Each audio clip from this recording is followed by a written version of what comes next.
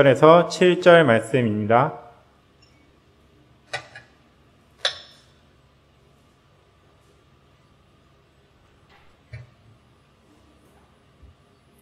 다 찾으신 줄 알고 한 목소리로 교독하겠습니다. 1절입니다. 이스라엘 자손의 온 회중이 여호와의 명령대로 신 광야에서 떠나 그 노정대로 행하여 르비딤의 장막을 쳤으나 백성이 마실 물이 없는지라. 백성이 모세와 다투어 이르되 우리에게 물을 주어 마시게 하라. 모세가 그들에게 이르되 너희가 어찌하여 나와 다투느냐. 너희가 어찌하여 여호와를 시험하느냐. 거기서 백성이 목이 말라 물을 찾으매 그들이 모세에게 대하여 원망하여 이르되 당신이 어찌하여 우리를 애굽에서 인도해 내어서 우리와 우리 자녀와 우리 가축이 목말라 죽게 하느냐. 내가 여호와께 부르짖어 이르되 내가 이 백성에게 어떻게 하리이까. 그들이 조금 있으면 내게 돌을 던지겠나이다. 여호와께서 모세에게 이르시되 백성 앞을 지나서 이스라엘 장로들을 데리고 나일 강을 치던 내 지팡이를 손에 잡고 가라. 호렙산에 있는 그 반석 위에 거기에서 내 앞에 서리니 너는 그 반석을 치라. 그곳에서 물이 나오리니 백성이 마시리라. 모세가 이스라엘 장로들의 목전에서 그대로 행하니라. 같이 읽겠습니다. 그가 그곳 이름을 마사 또는 무리바라 불렀으니 이는 이스라엘 자손이 다투었으며 또는 그들이 여호와를 시험하여 이르기를 여호와께서 우리 중에 계신가 안 계신가 하였음이더라. 아멘. 네, 안녕하세요. 종합제일교회 성도님들. 추석 연휴 중에 또 수요 예배이기에 또 이렇게 말씀의 자리로 만나게 되었습니다. 오늘 본문은 광야로 들어가게 된 이스라엘 백성들의 모습을 이야기해주고 있습니다. 오늘 본문은 이렇게 시작하고 있습니다. 17장 1절입니다. 이스라엘 자손의 온 회중이 여호와의 명령대로 신 광야에서 떠나 그 노정대로 행하여 르비딤의 장막을 쳤으나 백성이 마실 물이 없는지라. 아멘. 이스라엘 백성들이 하나님의 임재를 상징하는, 하나님의 인도하심을 상징하는 구름 기둥과 불 기둥을 따라서 광야를 걷다가 르비딤이라는 장소에 도착해서 장막을 치게 되었습니다. 르비딤이라는 단어의 뜻은 휴식처, 쉼, 안식이라는 단어를 의미를 가지고 있습니다. 이스라엘 백성들이 광야 가운데 하나님의 인도하심을 따라 걸어갔지만 그 척박한 환경 가운데 지치고 힘이 들었을 때 만나게 된 곳이 바로 르비딤이라는 장소입니다. 그곳에 나무가 우거져 있었고 또 그곳에 물이 있는 것 같아서 기쁜 마음으로 이스라엘 백성들은 찾아갔을 것입니다. 그늘을 발견했을 때, 나무를 발견했을 때 이제 우리가 그동안 힘들었던 환경은 이제 끝날 것이고 우리가 물을 마시게 될 것이다 라는 한껏 기대감을 가져 저 멀리 보이던 그곳으로 갔을 때 이스라엘 백성들은 깜짝 놀라게 됩니다. 그곳은 물이 없는 곳이었기 때문입니다. 르비딤이라는 이름, 쉼, 안식이라는 이름을 갖고 있지만 그것은 햇볕을 피할 수 있는 그늘만을 존재했을 뿐 물이 없기에 이 사막에서 그늘만 존재하는 그곳은 다른 사람들에게 기대감만 주고 결국은 죽음을 선사하는 저주에 가까운 곳이라고 이스라엘 백성들은 인식했을 것입니다. 광야에 사는 사람들에게는 물이 중요합니다. 특별히 창세기에서만 봐도 이삭과 다른 이방 민족들이 싸웠던 이유가 우물 때문이었던 것처럼 그 당시에 사람들에겐 물이 가장 중요했었고 물 때문에 많은 전쟁들이 일어날 정도로 생수라는 존재는 엄청나게 중요한 것이었습니다. 그런데 르비딤이라는 곳에서 하나님의 인도하심을 상징하는 구름 기둥과 불 기둥을 따라갔던 그곳에서 물이 없었기에 이스라엘 백성들은 하나님에 대한 원망과 또 나아가 실망과 하나님이 정말로 신실하신 분이신가, 하나님이 정말로 선하신 분이신가 라고 하는 한탄, 시험을 하게 됩니다. 오늘 본문은 우리의 믿음이 어떠해야 하는가를 이스라엘 백성들의 모습을 통해서 설명해 주고 있습니다. 세 가지 주제로 살펴보고자 합니다. 첫 번째 주제는 이와 같습니다. 61페이지에 있습니다. 제가 대표로 읽어보겠습니다. 하나님의 공급을 받을 자격이 있다고 믿습니까? 르비딤에서 일어난 이스라엘 백성들의 한탄과 울부짖음, 이것은 믿음에 대해서 이야기하면서 우리에게 하나님의 공급을 받을 자격이 있냐라는 것으로 질문으로 치환되고 있습니다. 이스라엘 백성들이 처한 상황은 분명 위험한 상황이었습니다. 객관적인 지표를 봤을 때도 물이 없었고 물 때문에 많은 이들이 죽어가는 곳이 광야였기에 이들의 한탄과 이들의 울부짖음은 어쩌면 당연하게 느껴집니다. 그런데 2020년에 살아가는 대한민국에 살아가는 한 설교자로서 잠시 거리감을 두고서 살펴보게 되면 그것이 정말로 이렇게 울부짖어야 될 문제인가에 대한 고민이 듭니다.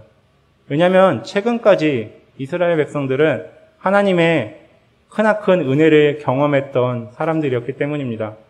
한 제국을 초토화시켰던 10개의 재앙을 두 눈으로 목격했던 민족이었습니다. 그 제국이 초토화되는 것 가운데 하나님께서는 선택적으로 이스라엘 백성들을 보호하시며 재앙은 애굽 사람에게만 내어지고 자신들은 하나님의 보호하심을 경험했던 이스라엘 백성들이었습니다. 또한 홍해라는 그 바다가 갈라지는 것을 두 눈으로 봤던 민족이었습니다. 나아가 그 가달랐던 바다가 그냥 축축한 땅이 아니라 메마른 땅, 정말로 건조한 땅으로 마를 때까지 하나님이 그들을 보살핀다는 것을 두 눈으로 몸소 체험했던 이스라엘 백성들이었습니다. 그렇다면 이 상황 가운데 지금 비록 물이 없지만 하나님이 충분히 이것을 해결하실 수 있지 않을까라는 믿음이 있지 않을까요?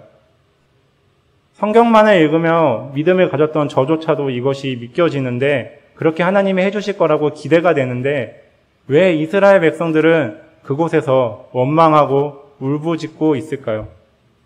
성경의 표현들을 살펴보게 되면 그들이 단순하게 신세 한탄, 푸념하고 있다라고 성경은 언급하고 있지 않습니다.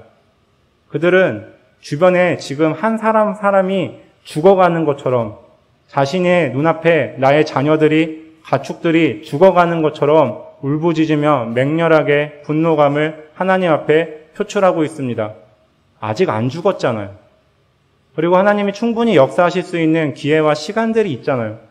그런데 이스라엘은 왜 이렇게 맹렬하게 분노를 표출하고 있을까요? 이스라엘에게는 무엇이 문제였습니까? 오늘 본문은 이스라엘의 문제점을 한 가지로 이야기합니다. 그것은 교만이라는 것입니다. 그것은 자신이 이것을 하나님의 인도하심을 받아야 마땅하다라고 느꼈던 사람들의 그 마음가짐에 있었다라고 성경은 이야기해주고 있습니다. 잠시 잠깐 성경의 본문 속으로 깊이 들어가 보겠습니다. 성경은 이렇게 이야기합니다. 하나님의 인도하심을 따라 구름 기둥과 불 기둥을 따라 쭉 걸어가다 르비딤에 정착하게 장막을 쳤다라고 성경은 표현합니다. 아마 이스라엘 백성들은 기대했을 거예요. 하나님이 이렇게 공들여서 불기둥으로, 구름 기둥으로 우리를 인도하신 곳이 얼마나 좋은 곳일까? 저 멀리서 보니까 숲풀이 우거져 보여요.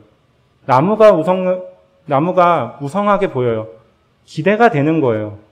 하나님이 우리에게 이렇게 큰 은혜를 베풀어 주셨는데 이것을 이제 두 눈으로 경험하게 되는 딱 가보니까 기대가 되는 거예요. 우리가 경험하게 될 것이 얼마나 좋을까. 하나님이 이렇게 공들여서 우리를 인도하여 주셨는데 갔더니 물이 없는 거예요. 허울뿐인 쉼터만 있을 뿐입니다. 아마 생각이 많아졌을 것입니다. 가나안 땅에 들어갔을 때 젖과 꿀이 흐르는 땅이라고 했는데 가면은 실속이 없는 거 아니에요? 하나님은 우리를 인도하신다고 하셨는데 이렇게 하시면 안 되잖아. 하나님은 우리에게 좋은 것을 주셔야 되는데 이렇게 하시면 안 되잖아. 라고 하면서 마음 가운데 불평이, 원망이 하나씩 생겨났을 것입니다. 더 나아가 그들을 사로잡고 있는 한 가지 경험이 있습니다. 그것은 뭐냐면 그들이 노예 생활을 했던 사람들이라는 것입니다. 그들이 알고 있는 것 한 가지, 무엇이냐면 하인은 주인을 기쁘게 해 주어야 된다는 것입니다. 그들이 경험했고 그들의 머릿속에 깊이 각인되어 있는 것, 노예 근성에 따르면 주인은 하인의 보살핌 아래 하인이 준비한 것을 마땅히 누려야 될 사람이라고 느끼는 것입니다. 그 경험에 비추어서 하나님과 자신들의 관계를 만들어가고 있는 것입니다. 하나님이 우리를 위하여 10개의 재앙을 내렸어. 우리를 위하여 홍해를 갈랐어. 우리를 구름기둥, 불기둥으로 인도하셨어. 라고 하는 그 은혜가 어느 순간 당연하게 느껴지면서 하나님과 나의 관계를 하나님을 부리는 사람으로 나를 높이기 시작하는 것입니다. 주인을 위하여 하인이 중요한 것을 준비하고 기쁨을 준비하는 것처럼 하나님은 나를 위하여 물을 준비하셔야 돼. 하나님은 나를 위하여 젖과 꿀이 흐르는 땅을 준비하셔야 돼. 하나님은 내가 기대하는 것을 채워주셔야 돼. 라고 하며 하나님을 부리기 시작하는 것입니다. 주인에게는 한 가지 믿음이 있습니다. 그것은 무엇이냐면 하인에게 지시하면 그것을 반드시 이룰 것이다라고 하는 하인에 대한 기대감입니다. 이스라엘 백성들이 갖고 있었던 믿음, 이런 믿음 아닐까요? 우리가 하나님한테 요구하면 하나님은 이것을 우리한테 해주실 거야. 홍해를 가르셨고 10개의 재앙을 내리셔서 우리를 애굽에서 출애굽시키셨던 것처럼 이제 우리가 그 은혜를 누리는 사람으로서 하나님은 우리에게 이런 것을 베풀어 주셔야 돼. 우리의 기쁨이 되어 주셔야 돼. 우리의 필요를 채워 주셔야 돼. 라고 하며 하나님을 부리는 믿음, 하나님을 하대하는 믿음, 이스라엘 백성들에게는 그러한 믿음이 있었던 것이 아닐까요? 그래서 모세는 하나님의 말씀을 대언하여 이야기합니다. 너희가 나를 시험한다. 무엇을 시험하는 것입니까? 하나님이 나를 위해서 이렇게 해줘야 된다라고 하는 자신의 기대감을 채워주는지 안 채워주는지 그것을 시험하고 있는 것입니다. 이스라엘 백성들 애굽에서 종살이 하다가 출애굽하여 자유민이 되었습니다. 그러나 그들의 처지는 본질적으로 변하지 않았습니다.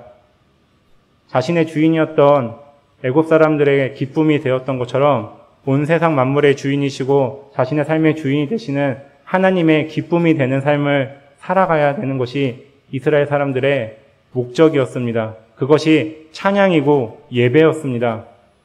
그런데 하나님의 은혜를 계속 받다 보니 하나님의 자비하심으로 계속 넘어가다 보니 그들은 그들의 위치를 착각하게 돼버린 것입니다.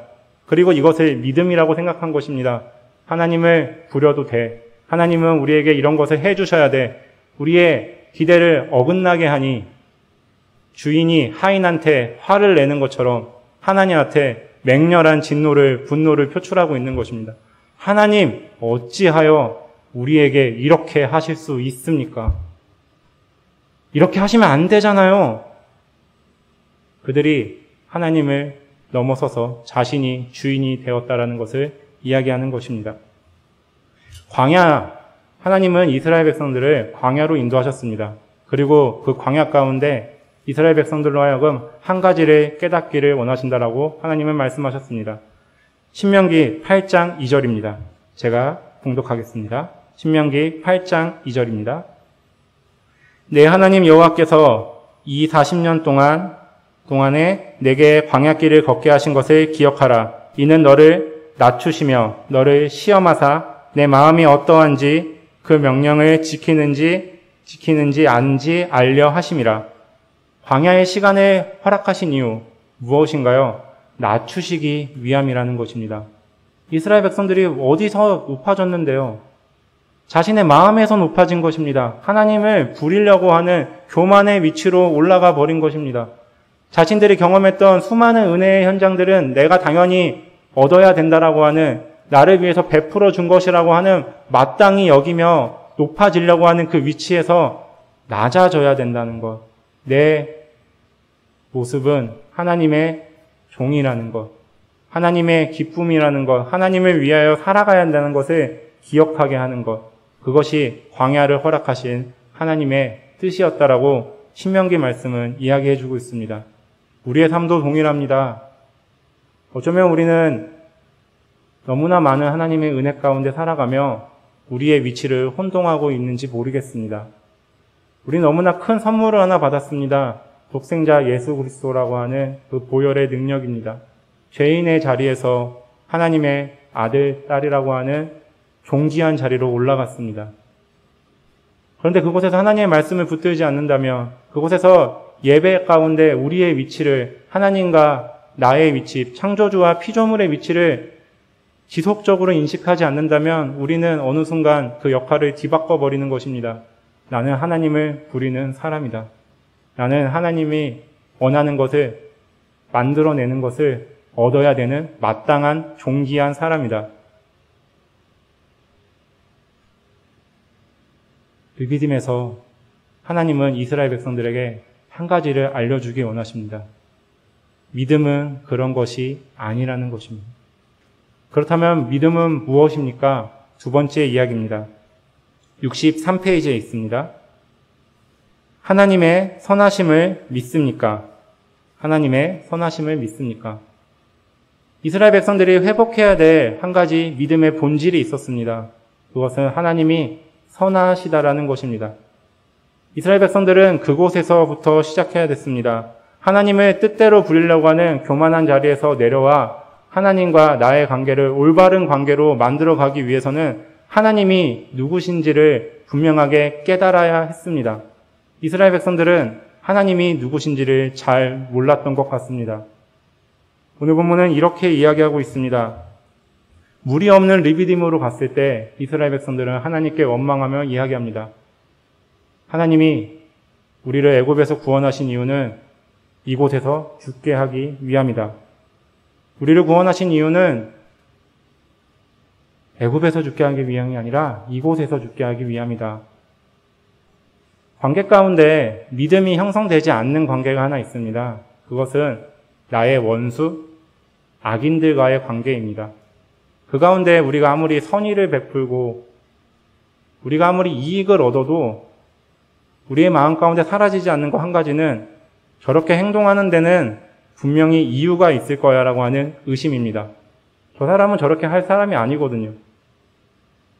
갑자기 나한테 아침에 커피를 준다면 침을 뱉었나?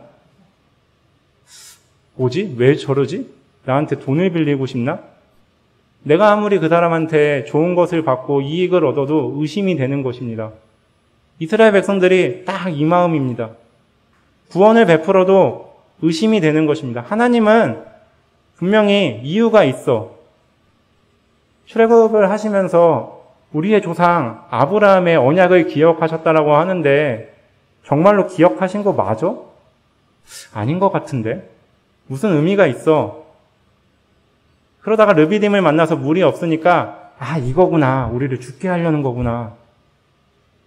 매 순간순간마다 역경을 겪을 때마다 느껴지는 것입니다. 이래서 나를 애굽일에서 출애굽하는 허울 좋은 곳으로 포장하고 나를 이곳에서 골탕 먹이려고 하는 것이구나. 우리를 죽이려고 하는 것이구나. 하나님에 대한 오해가 있었습니다. 이스라엘과 하나님과의 오해가 생겼을 때 거기서는 참된 믿음이 형성되지 않습니다. 거기서는 아무런 신뢰 관계가 형성되지 않습니다. 계속 의심만 증폭될 뿐입니다. 왜 저러실까? 무슨 의미가 있을 텐데. 세상에 근데 이런 건 광야에서만 일어났던 일이 아닙니다. 일상적인 신앙인들에게 일어나는 일이었습니다.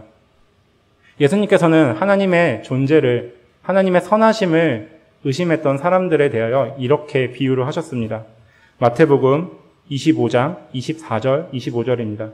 달란트 받은 자의 비유입니다. 제가 한 구절을 좀 인용해 보겠습니다. 마태복음 25장 24절에서 25절입니다.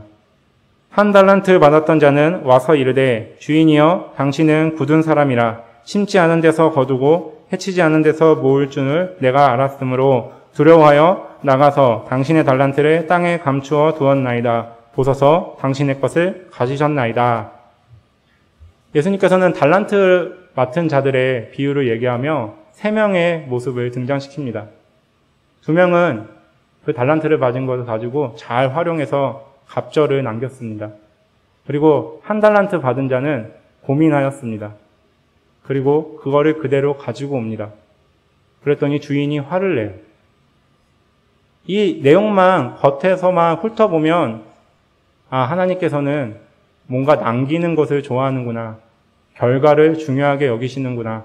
교회도 회사처럼 무언가를 투자해서 얻어야 되고 증식시켜야 되고 그렇게 하나님의 나라를 확장시켜가는 것을 중요하게 여기시는구나 라고 느껴질 것입니다. 화를 내시니까요.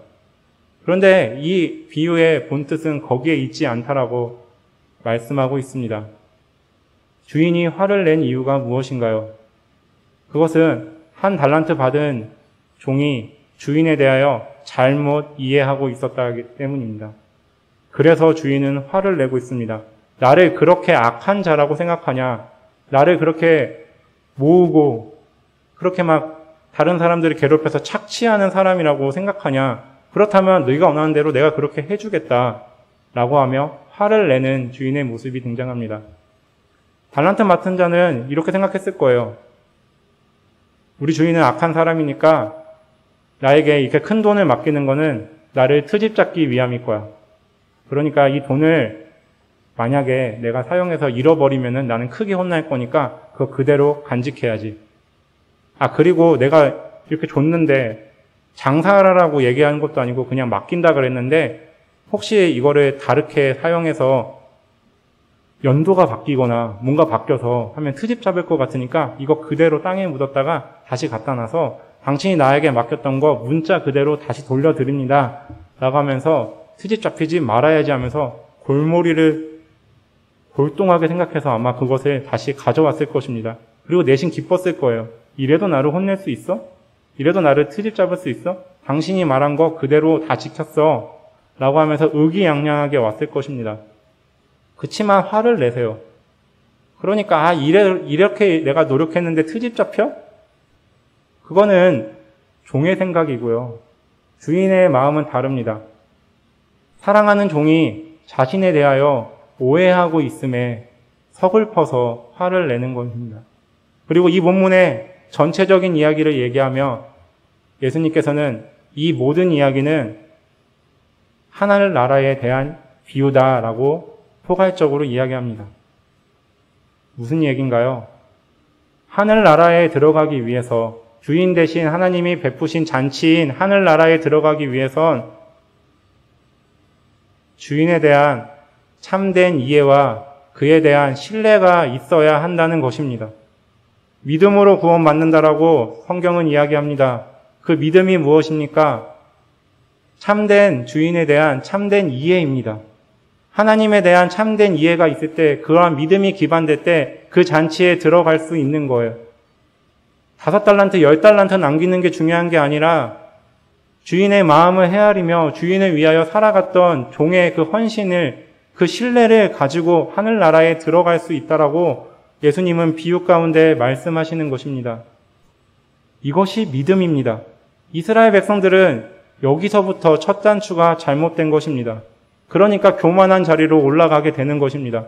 하나님은 악독한 사람, 하나님은 내가 의심하면서 정신 똑바로 차리지 않으면 내 코를 베어가는 사람으로 그러한 존재로 인식하니 신뢰가 생기지 않고 믿음이 생기지 않고 긴장 관계 가운데 터덜터덜 하나님의 강력한 임재의 상징인 인도하심의 상징인 구름기둥과 불기둥을 두 눈으로 보며 뚜벅뚜벅 걸어가고 있지만 정신 똑바로 차려야 된다라고 하면서 걸어가고 있는 것입니다. 그리고 좋은 건수를 하나 만난 거죠. 물이 없는 르비딤이라고 하는 허울 좋은 쉼터. 하나님은 우리에게 주실 것은 이거밖에 없어 라고 하며 하나님에 대한 오해를 계속 증폭해 가고 있는 상황입니다. 오늘 본문은 믿음에 대하여 이야기한다고 하였습니다. 믿음은 무엇인가요? 참된 하나님에 대한 이해에서 시작된다는 것입니다. 믿음은 무엇인가요? 하나님을 종으로 부리려고 하는 교만의 자리에서 내려와 하나님과 올바른 관계를 맺어가는 것이 믿음이라는 것입니다. 이스라엘 백성들은 광야에서 그것을 배워야 했습니다. 이스라엘 백성들은 르비딤이라는 곳에서 그것을 깨달아야 했습니다. 하나님은 우리를 위하여 가장 좋은 것을 주시는 분이라는 것. 지금은 내가 이해하지 못할지라도 하나님의 전능하신 그 능력으로 우리를 위하여 가장 좋은 것을 주실 것이라는 것. 모든 것이 합력하여 선을 이루셔서 하나님의 위대하신 선을 만들어내실 것이라는 것을 신뢰하는 그 믿음. 그 믿음이 필요하다라고 르비딤 본문을 통하여 하나님은 우리에게 말씀하십니다. 이 믿음을 소유할 때 얻게 되는 가장 큰 은혜가 무엇인가요? 세 번째 주제입니다. 65페이지에 있습니다. 제가 대표로 봉독하겠습니다. 하나님의 임재를 믿습니까? 하나님의 임재를 믿습니까? 참된 믿음을 소유할 때 얻게 되는 것은 하나님의 임재, 하나님의 동행하심입니다. 이스라엘 백성들은 그동안 지속적으로 하나님과 동행했습니다. 구름 기둥을 따라갔고요. 불 기둥을 따라갔고 멈추면 그곳에서 멈춰서 잠시 쉼을 얻었고 다시 가자고 하면 갔습니다. 근데 그것 하나님의 임재가 아니었어요. 동행이 아니었어요. 긴장 관계였죠. 하나님이 언제 나를 죽이실지 모른다. 하나님은 우리에게 좋은 것을 줘야 되는데 이렇게 공들여서 낮에는 구름 기둥으로 그 그늘을 만들면서 우리를 인도하시고 밤에는 불 기둥으로 따뜻하게 하면서 우리를 인도하셨는데 정말 얼마나 좋은 거를 주려고 이렇게 하냐고 하면서 기대감만 가지고 간 거죠. 주인이 준비한 하인의 그 성의를 봐주면서 또 이런 걸 다 준비하시냐라고 하면서 간 거죠. 거기는 임재가 아닙니다. 거기는 동행이 아닙니다. 그냥 따라감이고 하인을 앞장선 주인의 뒷짐이고 하나님을 악한 분으로 인식한 이스라엘 백성들에게는 긴장 관계가 된 서슬퍼런 칼날 위를 걸어가는 여정이었죠. 그렇지만 참된 믿음을 소유했을 때, 참된 믿음을 회복했을 때 이스라엘 백성들은 하나님의 임재를 경험하게 됩니다. 하나님의 동행하심이 무엇인지를 깨닫게 됩니다. 출애굽기의 핵심적인 메시지는 하나님의 임재, 동행하심입니다. 출애굽기를 시작하며 이스라엘 백성들은 하나님께 울부짖었습니다. 하나님이 내 삶에 없는 것 같습니다. 우리가 하나님의 부재함을 느낍니다. 하나님의 돌보심이 필요합니다. 애굽 사람들의 저 압제로부터, 바로의 저 압제로부터 우리를 구원하소서. 하나님이 없다라고 울부짖었던 이스라엘 백성들의 그 한탄으로부터 출애굽기는 시작하고 있습니다. 그러나 출애굽기의 마지막은 어떻게 끝나나요? 출애굽기 40장 34절에서 38절입니다. 출애굽기 40장 34절에서 38절입니다. 제가 대표로 봉독하겠습니다. 구름이 회막에 덮이고 여호와의 영광이 성막에 충만함에 모세가 회막에 들어갈 수 없으니 이는 구름이 회막 위에 덮이고 여호와의 영광이 성막에 충만함이었으며 구름이 성막 위에서 떠오를 때에는 이스라엘 자손이 그 모든 행진하는 길에 앞으로 나아갔고 구름이 떠오르지 않을 때에는 떠오르는 날까지 나아가지 아니하였으며 낮에는 여호와의 구름이 성막 위에 있고 밤에는 불이 그 구름 가운데 있음을 이스라엘 온 족속이 그 모든 행진하는 길에서 그들의 눈으로 보았더라. 아멘. 출애굽기의 마지막은 하나님의 영광이 하나님의 임재를 상징하는 그 구름이 성막에 꽉 차며 이스라엘의 온 군중을 휩싸며 내가 너와 함께 하겠다. 구름 기둥으로 불 기둥으로 성막으로 하나님의 임재를 너무나 적나라하게 보여주는 그 상징들을 통하여서 하나님과 이스라엘 백성들이 뚜벅뚜벅 광야의 길을 걸어가는 것으로 마무리됩니다. 부재감 가운데 하나님이 없다라고 울부짖었던 이스라엘 백성들은 이제 하나님과 함께하는 삶을 살아갈 것을 희망찬 그 미래를 보여주며 출애굽기는 마무리하고 있습니다. 이것이 참된 믿음을 소유한 자들이 누리는 하나님과의 거룩한 동행입니다. 사랑하는 종암제일교회 성도님들, 우리들의 삶 가운데 하나님이 없다라고 느껴지시나요?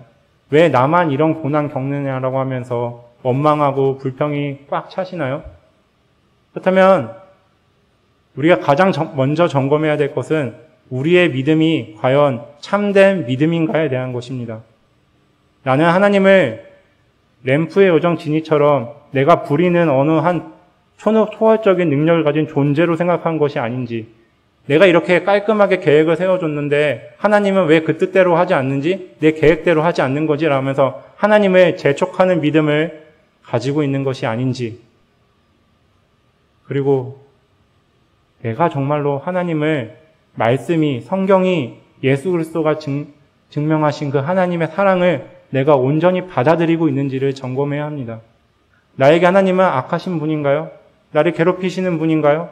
내가 긴장하지 않으면은 나를 고난의 구렁텅이로 들어가서 천부여 의지옵소서라고 하는 그 처절한 찬양을 내 인생 가운데 주제가로 만들어서 나를 괴롭히시면서 가학적으로 느끼시는 분으로 여기시나요?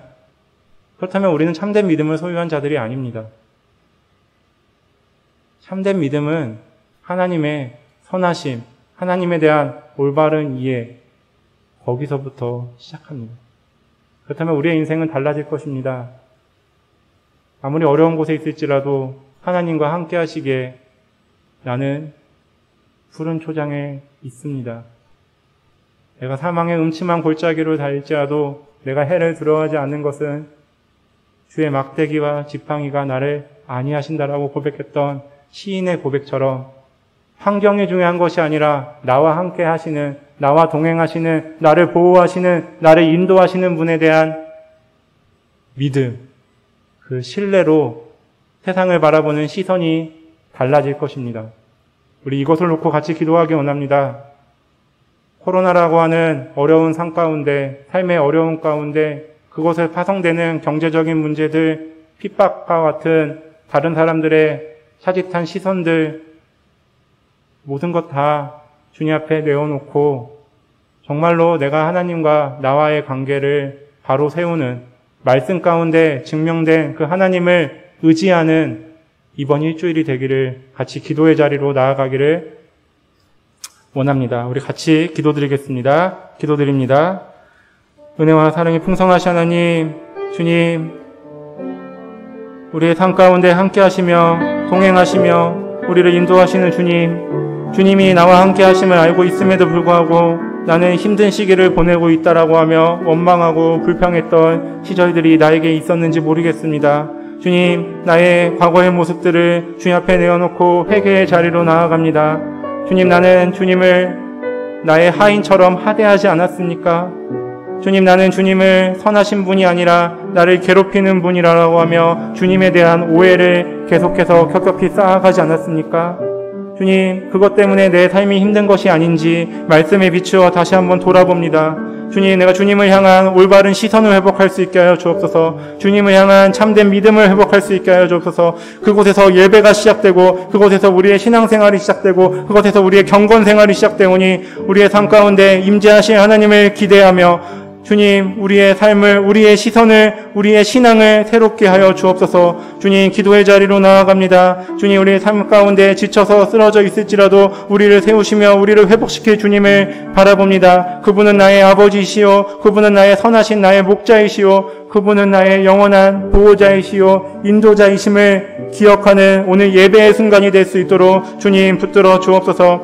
주님, 우리가 참된 믿음을 소유함으로 누릴 수 있는 가장 큰 은혜, 주님과의 동행함을 누릴 수 있게 하여 주옵소서. 오늘 하루가, 이번 일주일이, 남은 2020년이, 아니 나의 남은 인생 모든 여정이 세상의 눈으로 바라볼 때는 사막의 음침한 골짜기일지라도 주님, 믿음의 눈으로 바라볼 때는 주님께서 인도하신 푸른 초장임을 오늘도 고백하며